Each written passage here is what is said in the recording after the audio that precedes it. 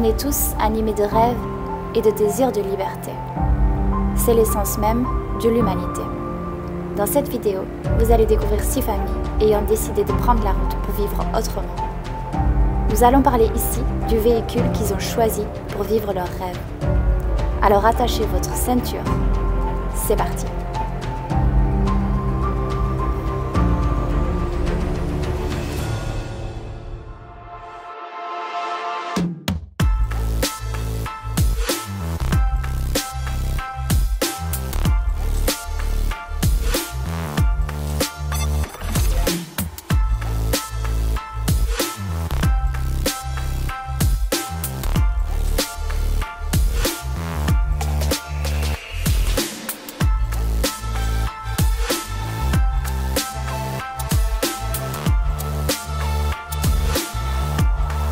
Traverser le continent américain est une aventure grandiose. 35 pays, 10 fuseaux horaires. Vous passerez par les plus hauts sommets du monde avec des déserts à 5000 mètres d'altitude. Vous croiserez des volcans en activité, des baleines franches australes, en passant aussi par des plages paradisiaques où vous pourrez profiter, vous reposer, mais surtout admirer les plus beaux couchers de soleil au monde sur le Pacifique.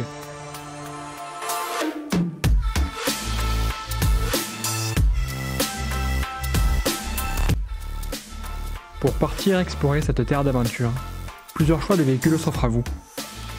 Qu'ils soient gros et puissants pour aller partout où vous voulez. Ou alors plus petits mais pas moins courageux. Il vous accompagnera dans des lieux avec une beauté à couper le souffle. Pour vous faire votre propre idée sur le meilleur véhicule pour les Amériques, nous avons réuni ici 6 familles de youtubeuses en voyage sur ce continent.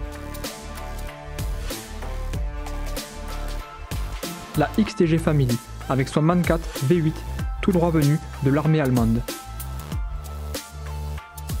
Les Nesta autour du monde avec Nestaman, un beau bébé de 17 tonnes.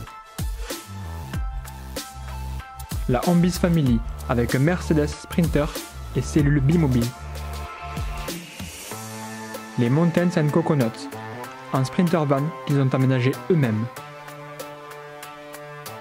Nous, les Race on the World, avec notre Defender 130 TD4 et tente de toit. Et pour finir, la famille des Boussoles et nous, avec leur camping-car Ford.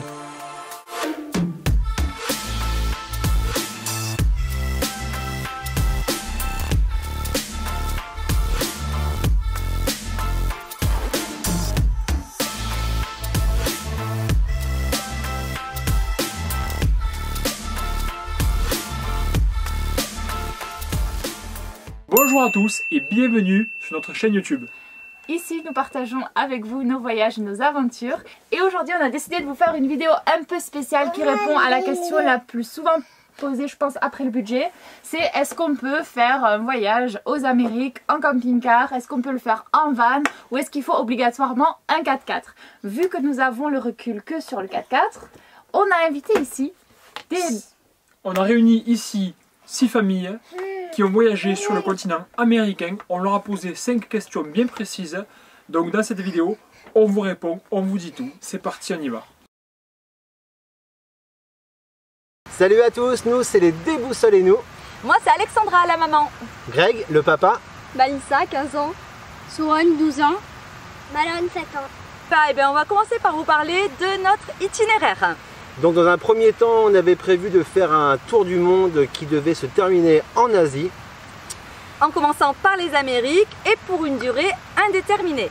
Voilà. Finalement, avec les enfants, on s'est rendu compte quand même que c'était un peu compliqué au début, au niveau de la durée justement du voyage, qu'ils avaient du mal à se mettre dedans parce qu'il n'y avait pas de date de retour. Donc finalement, on a un petit peu revu notre copie.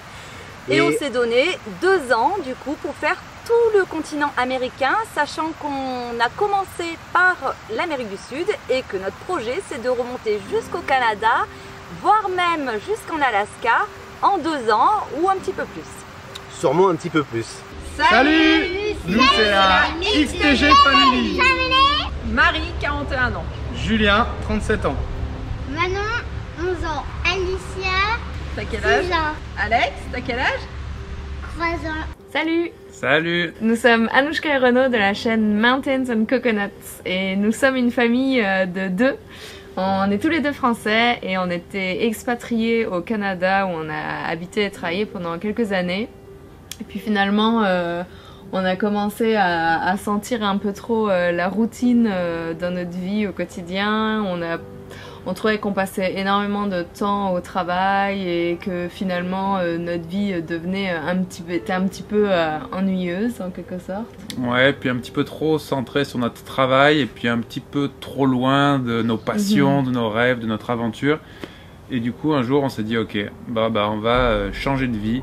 Et on avait tous les deux vraiment envie de voyager, puis de faire un voyage de long terme pour apprendre un petit peu sur nous-mêmes, pour déconnecter de cette routine-là, puis vraiment comme créer un nouveau cycle dans notre vie. Ouais, c'est ça. Moi, j'avais envie un de mes rêves, c'était de partir en voyage à long terme. Ouais, puis là, on était complètement sur la même longueur d'onde. On avait déjà un petit peu voyagé. Enfin, moi, j'avais voyagé en train, en sac à dos, à pied. Et puis, on avait vu beaucoup de gens qui voyageaient en van. Et on s'est dit, ah ouais, le van, ça pourrait être une super manière de voyager à long terme, parce que ça résout le problème de l'hébergement et du transport. Et du coup, on s'est lancé dans cette idée folle de convertir nous-mêmes un van, puis de partir à travers les Amériques. Le projet initial, il n'y avait pas vraiment d'itinéraire. On s'est dit qu'on partait de Montréal, on allait aller naturellement aux États-Unis en traversant une partie du Canada. Ensuite, on allait traverser les États-Unis, puis aller au Mexique. Et après ça, on savait pas trop. Donc, Mais justement, on voulait pas savoir. On voulait pas avoir de date de fin et on voulait pas avoir de destination précise. On voulait juste laisser les choses se faire et vivre un peu au jour le jour, tranquillement, sans contrainte. Exactement. Et puis voir où est-ce que la vie allait nous mener. Bonjour à tous. Alors nous, c'est les Nesta autour du monde. Nesta, ça veut dire quoi? Nesta, c'est l'acronyme de Nathéo 7 ans, Et Noah 9 ans, Saona 11 ans Thomas. et Alison. Donc on est parti pour un voyage au long cours d'une durée indéterminée. On est actuellement sur le continent américain et déjà depuis 20 mois. Et notre itinéraire ici, on est parti du Canada et on va jusqu'à Ushuaia. Et on est en ce moment en Colombie, confinés comme tout le monde. Voilà. Bonjour à tous. Hello tout le monde. Alors moi je m'appelle Jennifer. Et moi c'est Cédric. Et nous sommes la Ambis Family. Alors en 2 mots, notre projet, donc on voyage depuis 8 mois maintenant sur le continent nord-américain et l'Amérique centrale avec notre camping-car 4x4 Mani et nos 2 filles Julia et Violette. Nous c'est donc Jill et Clément. On a voyagé pendant 1 an en Amérique du Sud avec notre 4x4. Donc on a fait ce voyage là pendant 1 an en Amérique du Sud avec nos 2 enfants, parce qu'à l'époque on avait 2 enfants, maintenant on en a 3. C'est donc Martin et Rose, ils avaient 5 et 3 ans à l'époque. Et on est parti, on avait aussi nos 2 gros chiens, Iris et Yago de Golden. Et on est parti de l'Argentine et puis on est descendu jusqu'en Patagonie, puis on est remonté par le Chili, par la Bolivie, Pérou. le Pérou, l'Équateur, les Galapagos et puis la Colombie. Attends, Galapagos, moi j'ai adoré. Mais j'ai adoré, je le rajoute comme une destination à part. Tout ça pour finir après en Colombie. Le voyage initial devait durer 2 ans et on devait remonter jusqu'en Amérique du Nord. Alors on vous dit ça parce que c'est important dans le sens où notre véhicule a fait qu'on n'est pas allé jusqu'en haut, donc on pense que c'est pertinent de vous expliquer pourquoi. Et on s'est donc arrêté en Colombie.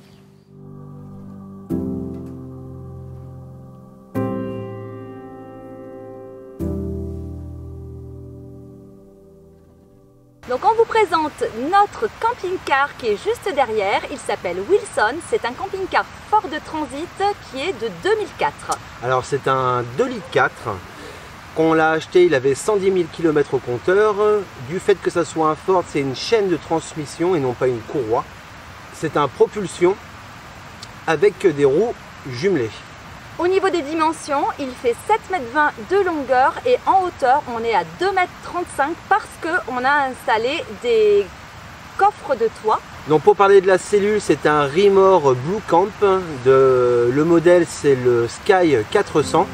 Donc bien sûr, en capucine. On l'a acheté 14 500 € et on a décidé de l'acheter avant de partir parce qu'on voulait pouvoir l'arranger et le configurer comme on le souhaitait. Donc on l'a fait shipper jusqu'en Amérique du Sud, puisqu'on voulait commencer par l'Amérique du Sud. Il est parti du port d'Anvers en Belgique et il est arrivé à Montevideo en Uruguay. Un mois plus tard. Le shipping nous a coûté 4 800 €, tout compris. Alors pour parler de la consommation, on n'a pas de moyenne à vous donner. Tout ce qu'on peut vous dire, c'est que quand on fait un plein qui coûte aux alentours de 70 €, on arrive à avoir une autonomie de 500 voire 600 km. Alors nous, on a décidé de partir avec un camion tout-terrain. Donc c'est un MAN 4x4 de l'armée allemande de 1978. On l'a aménagé nous-mêmes, ça nous a pris 2 ans pour construire cette cellule. Donc c'est un moteur V8 et niveau consommation, on est à 35 litres au 100. Et au niveau des dimensions, 2,50 m de large, 4 m de haut, 8,80 m de long, pour un poids total de 14 tonnes. Donc nous avons équipé le camion d'une cellule qu'on a trouvé sur le bon coin, donc c'est pas facile, on aurait préféré un petit peu plus bas parce que là on fait 4 mètres de haut, c'est un petit peu juste. C'est pour ça qu'on a construit un arceau pour les câbles électriques et les branches. Sinon au niveau de l'aménagement, plutôt facile, on a l'habitude d'équiper des véhicules, on était avant sur du Land Rover Defender, on a eu une cellule aussi sur un pick-up Defender, donc pour nous assez facile, on bricole pas mal. Donc de ce côté-là, bien. Au niveau de la caisse frigo, donc c'est un ancien congélateur qui fait 9 cm d'épaisseur. Donc niveau isolation, c'est vraiment top. Donc nous, on s'est pas embêté pour la construction. Au niveau de la cuisine, on est parti chez Ikea. On a acheté une cuisine chez Ikea qu'on a renforcée. Un bac à douche, c'est du bac à douche classique de maison. Les fenêtres, c'est de la fenêtre de maison. On n'a aucune réglementation puisque le camion est en carte grise collection. Donc pas de VSP autocaravane, pas de contrôle technique. Beaucoup plus facile pour une revente dans un pays étranger puisque vous n'avez pas besoin de faire un contrôle technique pour revendre le véhicule au cas où. Voilà tous les petits points sur ce véhicule. Donc pour compléter, c'est pas très difficile, mais par contre ça demande quand même vraiment beaucoup de temps et d'engagement. Ouais. Alors ça représente à peu près 86 mètres cubes et c'est sur la base de ce volume là qu'on a payé le shipping depuis Anvers jusqu'à Montevideo en Uruguay. Le shipping a coûté à peu près en totalité 4 300 €, qui comprend environ 3 100 € qu'on a payé à Seabridge, la compagnie de transport, 1 000 € qu'on a payé à une société à l'arrivée, 140 € à un prestataire, voilà, qui nous a fait les démarches pour pouvoir récupérer le camion au port parce que c'est pas si évident. Et on avait une taxe au port sur le poids du camion qui était d'environ 125 €. Donc voilà ce que ça coûte pour un gros véhicule comme le nôtre. Et après, vous pouvez aller faire un devis en ligne sur le site de Seabridge. Ensuite, nous avons payé un billet d'avion, 200 € par personne, de Roissy à Montevideo en Uruguay. Alors, notre van Pedrito, c'est un Sprinter de la marque Dodge qui est de l'année 2007. C'est une boîte automatique, c'est un moteur diesel 3 litres dont on est super content. C'est supposé être des moteurs assez fiables. C'est pas un véhicule 4x4 mais c'est un véhicule qui a quand même un dégagement assez haut, ce qui est pratique et ce qui nous a permis d'aller un petit peu partout. On a rarement été limité, disons, dans les endroits où on voulait aller. C'est un véhicule dont on est content, il fait 6,80 m de long. De hauteur, on ne sait pas exactement, mais en tout cas, on tient tous les deux debout à l'intérieur. Puis moi, je mesure 1,86 m, même avec des chaussures, je tiens debout. La boîte à l'arrière, la caisse, mesure 4,30 m de long et de largeur de mémoire, c'était peut-être 1,66 m si je me rappelle bien, ou peut-être un petit peu plus. Et il pèse entre 3,5 tonnes et 4 tonnes. En Amérique du Nord, il faut savoir que le marché des fourgons aménagés ou des camping-cars, en tout cas pour les fourgons aménagés, ça coûte beaucoup plus cher qu'en Europe et que pour nous, c'était la meilleure option en termes de rentabilité d'acheter un van puis de l'aménager. Mais de toute façon, un van aménagé par les entreprises en Amérique du Nord, ça coûte super cher. C'est hors de prix, ouais. C'est hors de prix, nous c'était impossible qu'on fasse ça. Ouais. Et en termes de consommation, on est aux alentours de 11 ou 12 litres au 100. Alors pour ce qui est de l'aménagement, nous on était vraiment des bricoleurs apprentis. Même pas des bricoleurs des dimanches. Ouais, c'est ça, on n'avait pas beaucoup d'expérience, puis surtout on n'avait pas d'outils, pas d'atelier, et finalement on s'en est sorti. Mais ça, c'était la première aventure qu'on a vécue, parce que honnêtement, aménager un van, c'est quand même un gros projet avec beaucoup de choses à gérer, avec émotionnellement c'est pas facile, du stress, avec l'envie de partir. En plus là on est deux, donc on n'a pas nos parents parce qu'on habitait au Canada qui étaient là, ou nos pères pour nous aider, donc on était vraiment que tous les deux à le faire avec des amis qui venaient nous aider de temps en temps, mais c'est vrai que nous on a démissionné, on était à temps plein sur l'aménagement du van qu'on a réussi à compléter en 10 semaines. C'était difficile mais on a réussi et on n'y connaissait rien en électricité, rien en plomberie, rien en menuiserie, rien en carrosserie, donc ça se fait, c'est possible et si vous voulez le faire vous allez réussir parce que il y a quand même une grosse carotte à la clé qui est un voyage absolument magnifique. Exact. Donc il s'agit d'un camping-car, comme Cédric vous disait, 4x4 de marque B-Mobile. C'est une marque allemande sur un porteur Mercedes Sprinter, donc 4x4. Oui. Alors donc pour vous donner un petit peu les caractéristiques du véhicule, donc c'est un châssis de camion, donc un Sprinter 519 CDI. Donc voilà, d'abord pour pouvoir le conduire, il faut un permis poids lourd. Donc, après cela, au niveau des dimensions, on a un véhicule donc, qui fait 6,75 m de long, 2,32 m de large et 3,40 m de haut. Alors c'est vrai que nous on est parti avec un véhicule qui est récent, donc il est de 2019 avec un nouveau moteur aux normes Euro 6. J'ai pris contact avec une firme allemande qui m'a fourni tous les programmes et le matériel nécessaire pour pouvoir reprogrammer le véhicule. Mais ça nous a aussi permis de gagner en consommation. Tout à fait. Donc ça c'est important. Mais en fait on consommait environ 18 litres avant. Et puis grâce à cette reprogrammation, on est plutôt à 15 litres, donc ça c'est plutôt bien. En fait, c'était important pour nous de vous l'expliquer parce que avant de partir, tous les blogs de voyageurs que je lisais, tous les voyageurs conseillaient plutôt de partir avec des véhicules plus vieux, justement aux normes Euro 3 voire Euro 4 maximum, en disant que les normes Euro 5, Euro 6, on allait encrasser les moteurs et que ça allait être très compliqué, qu'on risquait d'avoir des soucis. Et au final, nous on a trouvé cette solution et comme Cédric vous l'a dit, on n'a eu aucun problème moteur depuis le début du voyage. Alors ensuite, par rapport au shipping, donc nous avons payé 3 500 € le shipping, donc d'Halifax jusqu'à Anvers. Par rapport également au prix du véhicule, ce sont vraiment des véhicules sur mesure et il en existe de nombreux différents, des plus grands, des plus petits.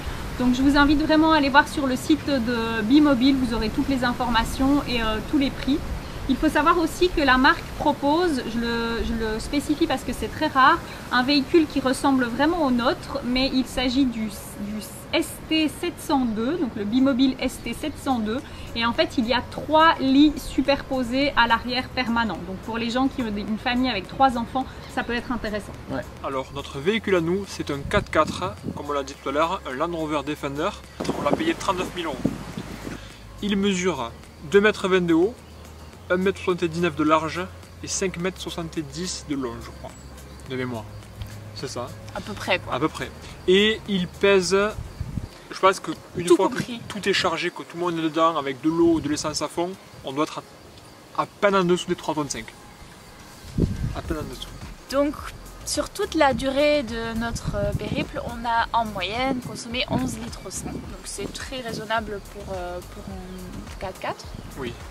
Le shipping nous a coûté 2 500 € à l'aller et 2 500 € au retour. Le shipping, c'est le prix de la traversée du bateau. On a testé une fois en robot, donc sur le bateau, en fait, en gros, tu gares ton véhicule, parce que c'est pas toi qui le fais, hein, c'est quelqu'un qui le fait pour toi. Et en container pour le retour, et ça, c'était du coup le même prix. Oui, on nous a toujours dit que le container était moins cher. Alors peut-être que nous, on n'a pas eu la meilleure expérience avec ce système-là, mais ça nous a coûté au final le même prix parce qu'il y avait pas mal de frais. Et pourtant on a partagé le container, donc... Ouais. Pour ceux qui se posent la question, on vous mettra la vidéo dans laquelle on a expliqué un petit peu notre retour d'expérience qui n'était vraiment pas top. Oui, parce qu'on est censé être plus protégé quand on met le véhicule dans un container. Et au final, nous, on a eu pas mal de galères. Ouais, vraiment. On l'a pas dit, notre Defender était de 2007 et on est parti en 2017, donc il avait 10 ans. Oui. Il avait à peu près 100 000 km au compteur. Et on l'avait aménagé nous-mêmes. Pourquoi ce choix? Parce que c'était beaucoup moins cher. On a fait mettre un hardtop et ce hardtop, moi je l'ai aménagé à l'intérieur. et on a mis une tente de toit dessus. On était donc plus léger, plus maniable. Notre camion, baptisé Nestaman, c'est un poids lourd MAN TGM 4x4 de 2014 d'un PTAC de 17 tonnes. Mais en fait, tout plein fait, on fait 14 tonnes. Voilà, et ses dimensions, c'est 9,05 m de longueur sur 2,50 m de largeur et 3,60 m de hauteur. Et il consomme en moyenne 25 litres au 100. Donc notre camion a une cellule faite maison qui a été réalisée par l'ancien propriétaire et nous l'avons acheté 155 000 € parce qu'en fait il était très récent quand on l'a acheté. Il avait seulement 3 ans et moins de 50 000 km. Exactement. Alors le coût du shipping pour nous, parce que c'est calculé en fonction du volume du véhicule, nous on fait 81 mètres cubes, donc oui c'est gros, pour nous c'est 4 800 € pour traverser d'Anvers en Belgique jusqu'à Halifax au Canada. Alors en fait quand on a acheté notre camion, il était déjà aménagé, mais pour une famille de 4 personnes, donc il nous manquait un couchage pour Saona, pour notre aîné. Donc on a finalement mis à nu la cellule et on a repensé l'implantation intérieure et on en a profité pour faire quelques aménagements qui étaient adaptés à nos propres besoins. Voilà, et c'était beaucoup plus facile de le mettre à nu que pour comprendre exactement son fonctionnement aussi. Exactement. Du coup, est-ce que c'est facile d'aménager son véhicule? Si vous avez quelques notions de bricolage, oui, ça reste quand même assez accessible à tout le monde.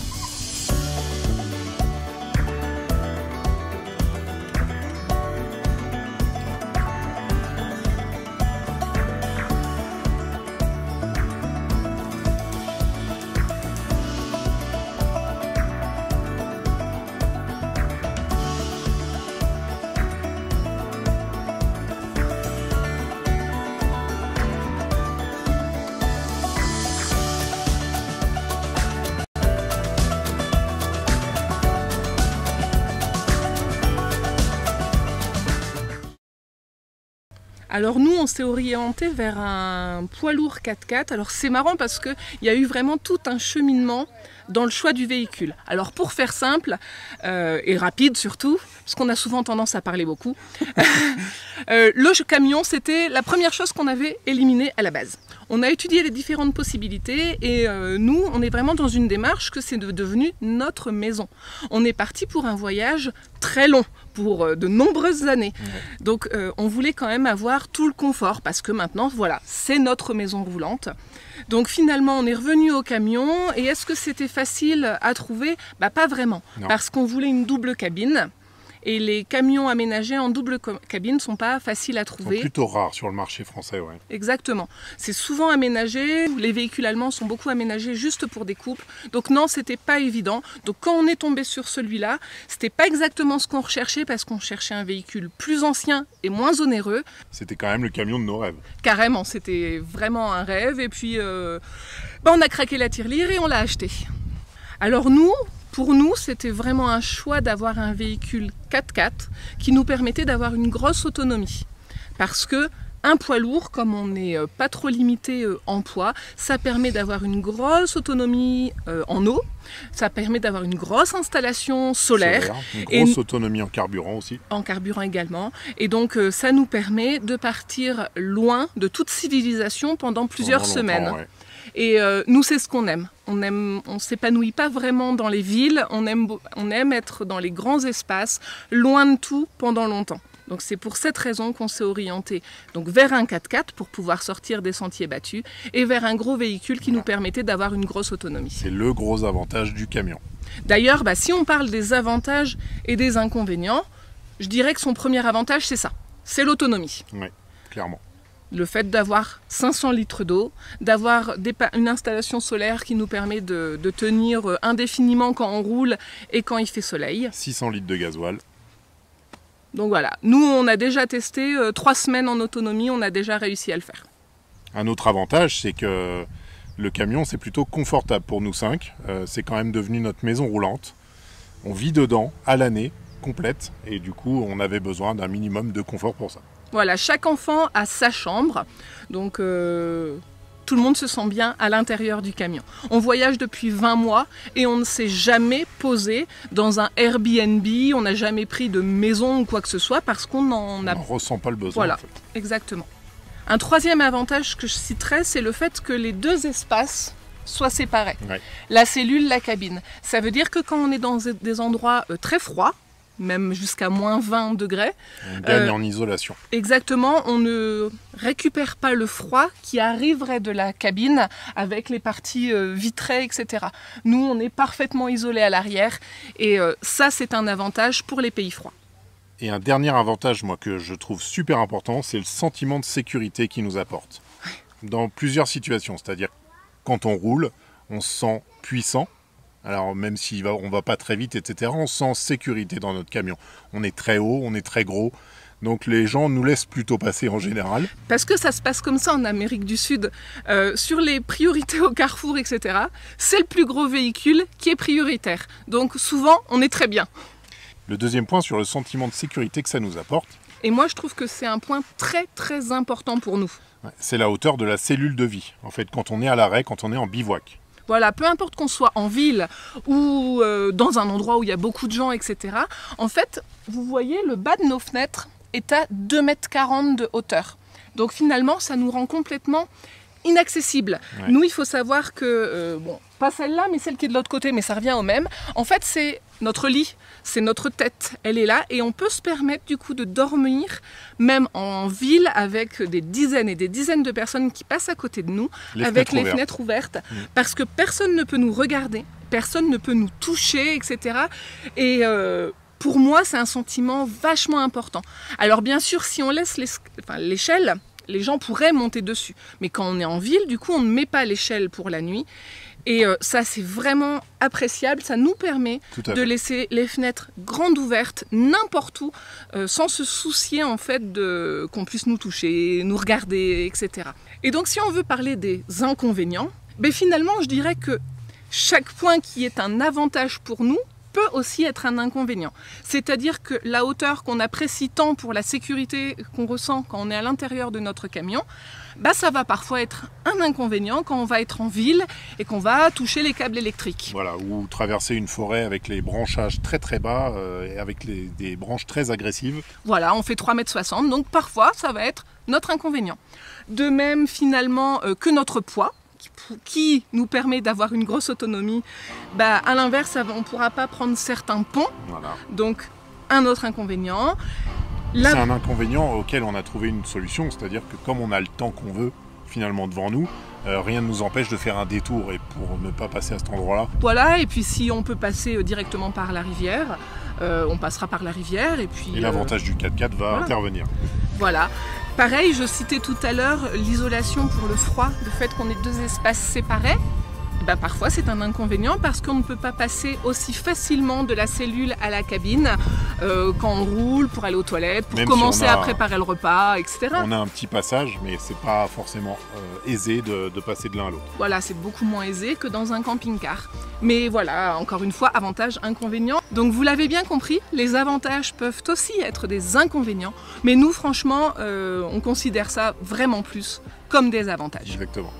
Pourquoi on est parti sur un véhicule comme ça? Alors tout d'abord, nous c'est notre maison pour une durée donc indéterminée pour le voyage. Donc on voulait un minimum de confort, on est quand même 5 personnes, donc on voulait quand même un grand véhicule. Pourquoi le 4x4? Bah, pour passer un peu partout. Pourquoi le MAN 4? Parce qu'il a une suspension à ressort avec un châssis rigide et c'est pas des lames de ressort. Un moteur robuste, un V8 atmosphérique, sans turbo, en refroidissement à air. Donc ça évite beaucoup de problèmes, pas de pompe à eau, pas de durite d'eau, pas de circuit d'eau, pas de radiateur. Et au niveau des papiers en carte grise collection, aucun contrôle technique, aucune norme VASP caravane. Les inconvénients, c'est l'encombrement du véhicule. Sa hauteur, 4 mètres, c'est un peu haut. Ouais. On conseille vraiment des véhicules qui font 3,50 m au plus à choisir. Son poids aussi, puisque avec les ponts, ça peut poser problème. Ouais, c'est beaucoup de ponts en bois, fabrication artisanale. XTG, on est là, représente un collègue. Il y a beaucoup de fabrication artisanale et des fois on n'ose pas trop passer sur les ponts en bois, c'est pas toujours facile. Alors pourquoi on a choisi ce camping-car? Eh bien parce que dans un premier temps, on voulait un camping-car Capucine. Il y a plusieurs modèles de camping-car, il y a les camping-cars intégraux Et il y a les camping-cars Capucine. Nous sommes 5. Il nous fallait un camping-car qui est 5 places carte grise. Et on voulait que les enfants aient chacun leur lit. Donc on a pris ce modèle-là. Il a 2 lits superposés à l'arrière. Et il a 2 dinettes, dont une qu'on a transformée en couchette pour Malone, notre petit dernier, pour qu'on puisse avoir sa couchette en permanence et ne pas avoir à défaire la dinette tous les jours. On a refait la peinture, à savoir qu'il était de 2004, qu'il était dans l'état d'origine, donc qui était un petit peu dans les couleurs bois. Donc on a préféré le mettre à nos goûts, parce que finalement on va y rester quand même pas mal de temps. Donc on a refait Alex a refait toutes les peintures blanches intérieures. On a créé des meubles de rangement. On a enlevé une des 2 dinettes, donc on n'avait qu'une petite table finalement pour manger tous les 5.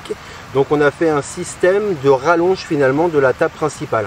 On a changé également toutes les literies parce que c'était un vieux camping-car et on voulait vraiment avoir une bonne literie puisqu'on allait y dormir et bien tout le temps dedans et puis ça allait être notre maison.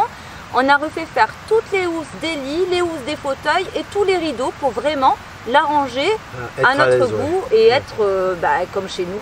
Au niveau de tout ce qui est déco, après bien évidemment c'est pas arrêté là, donc on a fait évaluer par un spécialiste notre autonomie énergétique et on avait un panneau solaire qui était déjà installé et qui est de 110 watts et bien évidemment ça ne nous suffisait pas. Donc avec ce spécialiste, on lui a expliqué comment on allait souhaiter voyager, sachant qu'on allait faire beaucoup de sauvage et donc on allait se brancher très rarement sur du 220 volts. Et donc on a fait le choix d'investir dans 2 batteries lithium. Donc c'est un petit peu onéreux, elles nous ont coûté 1 000 € chacune, mais il faut savoir qu'avec ces batteries lithium, on est autonome complètement en énergie pendant une dizaine de jours et qu'elles se rechargent en roulant pendant 4 heures minimum. Et ça correspondait exactement à notre façon de voyager. Ce qu'il faut savoir, c'est qu'on a vu énormément de véhicules, malgré qu'on a pris notre recherche peut-être un peu au dernier moment. On a commencé les recherches au mois de janvier. Ouais. On l'a trouvé au mois de mai pour un départ au mois d'août. Alors vous voyez, c'était un petit peu ric-rac. Donc comme je vous disais, on en a vu beaucoup. Et c'est surtout que les Capucines sont hyper rares sur le marché et du neuf et de l'occasion parce qu'ils s'en fabriquent de moins en moins. Et donc dès qu'il y en a un qui est mis sur le marché en occasion, il est vite pris d'assaut, donc les choix sont limités. Mais nous on voulait vraiment une configuration particulière et finalement on a fini par trouver en cherchant bien. Donc nous c'est vrai qu'on avait des impératifs, en l'occurrence les roues jumelées. Bon, par rapport déjà au poids du véhicule, on est sur un 3,5 tonnes et on dépasse même, on peut aller jusqu'à 4,2 tonnes. Mais bon, déjà au niveau du poids c'était une assurance et au niveau de la tenue de route, ça c'était vraiment un choix qu'on ne voulait pas passer là-dessus. On voulait un moteur minimum de 120 chevaux pour pas ramer dans les montées et pour pouvoir quand même rouler correctement. Et on voulait cette disposition-là. Et aussi, on voulait des réserves d'eau assez importantes. Nous, on a 150 litres de réserve d'eau. Alors ça paraît peu par rapport à d'autres véhicules, mais on n'avait pas le choix. Au niveau du poids, c'était le maximum qu'on pouvait avoir. Et voilà, cette vidéo touche à sa fin, mais rassurez-vous, la semaine prochaine, il y aura la suite et fin de cette série. La semaine prochaine, vous verrez pourquoi Ambis Family a choisi leur camping-car 4x4, pourquoi Renaud et Anouchka ont choisi d'aménager eux-mêmes leur van, et nous, pourquoi on a choisi notre Defender 4x4. Ensuite, on abordera un point aussi qui sera rigolo parce chaque famille va vous raconter une anecdote de voyage qui leur est arrivé avec leur véhicule. Et puis en 5e point, un conseil très utile aux futurs voyageurs. Voilà. On remercie encore une fois la XTG Family, les Ambis Family, Mountains and Coconuts, Nesta autour du monde et des boussoles et nous. Merci à tous. Le lien de leur chaîne sera en description de cette vidéo. Super content d'avoir pu vous proposer ce contenu tellement riche et ça n'aurait pas été possible sans vous les copains. Alors merci pour votre participation. On vous retrouve sur Instagram pour la suite. Pour des petites choses quotidiennement. Si jamais la vidéo vous a plu, un petit pouce, j'imagine que c'est le cas si vous l'avez regardé jusqu'au bout. Donc un petit pouce bleu, ça nous aide énormément. Et on se voit vendredi prochain à 18 h pour la suite. Merci beaucoup.